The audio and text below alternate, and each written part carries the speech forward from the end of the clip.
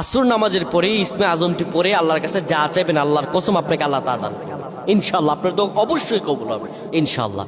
যাদের তো একেবারেই কবুল হচ্ছে না, যাদের কোনো মনের আশা কবুল হচ্ছে না, তাদের জন্য আজকের এই দোয়াটি আপনি আমলটি করেন না, আল্লাহ তাআলা আপনার সব দোয়া কবুল করে দিবে। কি অবস্থা, কি সমস্যা আপনার, কি কষ্টে আছেন, আল্লাহ তাআলার কাছে বলেন না। আসর নামাজের পরে দুরূদ শরীফ আপনি 3 বার পড়বেন।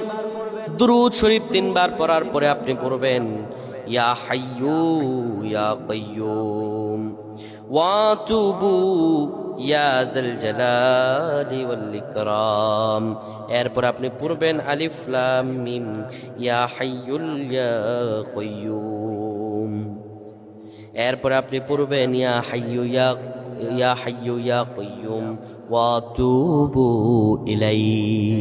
আপনি পড়েন, আপনার সব দোয়া আল্লাহ কবুল করে দেবে। অভাব অনটন আর রিজিকের কষ্ট আল্লাহ সব দূর করে